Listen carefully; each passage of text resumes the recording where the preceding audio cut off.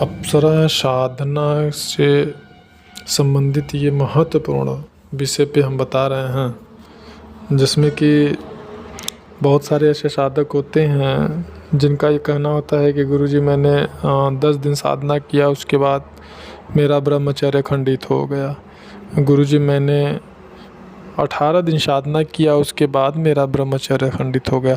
और कुछ तो ऐसे लोग हैं जिनकी की यह मेंटालिटी बनी हुई है, यह मानसिकता बना हुआ है कि 10 से 11 दिन में एक बार प्राकृतिक रूप से ब्रह्मचर्य का खंडित होना ही होता है, स्वप्न दोष होना ही होता है। ऐसे भी तमाम लोग पड़े हुए हैं। और कुछ तो ऐसे भी काबिल और जो है अच्छे जाने जाने वाले लोगों का मानना होता है कि नहीं, ब्रह्मचर्य का खंडित होना भी आवश्यक होता है। मतलब हमारे समाज में, हमारे परिवेश में इतना ज़्यादा गंदगी और इतना ज़्यादा भ्रमित जानकारियाँ फैलाने वालों की भरमार, एकदम कचरा पट्टी से भरा पड़ा है सोशल मीडिया, जो कि बिल्कुल ऐसा नहीं होना चाहिए। वास्तविकता यह है कि आप अपने माइंड के हार्ड डिस्क में, अपने ये स्मरण पटल पे, अपने मेमोरी में जिस प्रकार के ख्यालों और विचारों को भरते हैं, उसी प्रकार के ख्याल और विचारों से संबंधित घटनाएं, क्रियाएं आपके शरीर में घटती हैं। उसमें प्रकृति का कोई विधान नहीं है और ये बिल्कुल कोई अनिवार्यता नहीं होती है। तो यहाँ पे हम बात कर रहे हैं कि बहुत सारे ऐसे साधक भी हैं जिनका कहना होता है कि मुझे स्वप्न में आकर कोई स्त्री जो है, मेरा जो है संभोग काम वासना से संबंधित क्रियाएं करके हमारा स्वप्न दोष करा देती है अथवा ब्रह्मचर्य हमारा खंडित हो जाता है। गुरुजी, क्या उर्वशी देवी ऐसा करती हैं?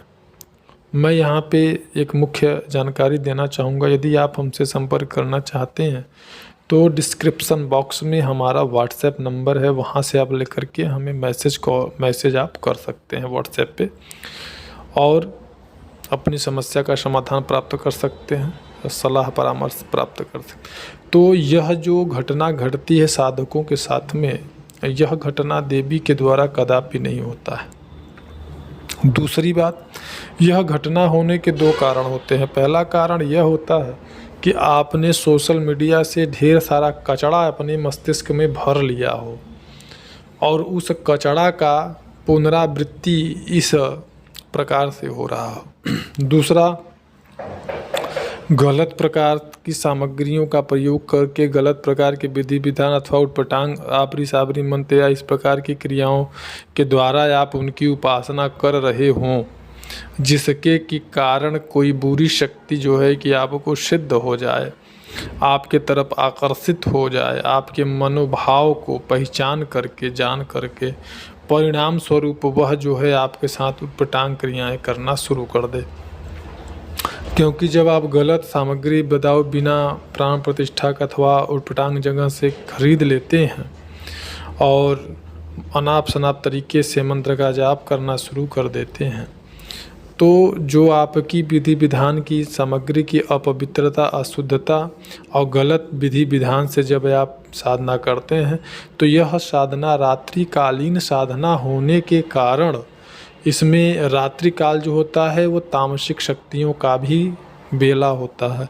तो ऐसी स्थिति में जब गलत विधि विधान से पूजा किया जाता है, तो यह प्रकृति की विधान है के अंतर्गत वह गलत विधि विधान से पूजा किया हुआ जो है वो बुरी शक्तियाँ ग्रहण कर सकती हैं। इसके लिए प्रकृति द्वारा उनको दंडित नहीं किया जाता, क्योंकि इसमें जो कारण है, जो गलती है, वो स्वयं साधक की होती है, उन बुरी शक्तियों की नहीं होती है। बुरी शक्तियों को कोई सिद्ध नहीं करना चाहता है, सात्विक अथवा राजसिक साधक। तो इन साधकों का इन बुरी शक्तियों को भी तो भूख प्यास लगती होगी ऐसी परिस्थिति में जब आप गलत तरीके से साधना करते हैं तो एक तरीके से आप उनके भूख प्यास या उनके तृप्ति का जरिया बन जाते हैं, माध्यम बन जाते हैं। तो ठीक उसी समय पर प्रतिदिन वह उपस्थित होकर जाप ऊर्जा अथवा भोग प्रसाद ग्रहण करती हैं।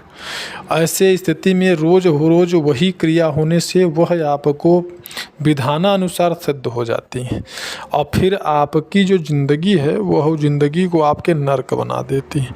तो ये जो सोशल मीडिया से कचरा पट्टी इकट्ठा करके साधना करने वाले साधक हैं अथवा उटपटांग तरीके से जो गलत विधि विधान से साधना करने वाले जो साधक हैं, बिल्कुल सावधान हो जाएं। अगर अपनी भलाई चाहते हैं तो बिना किसी योग्य गुरु अथवा मार्गदर्शक के मार्गदर्शन में अप्सरा की साधना कदापि न करें, अन्यथा अपनी बर्बादी के जिम्मेदार वो स्वयं होंगे। बिना गुरु के साधना नहीं होती, यही परम सत्य है।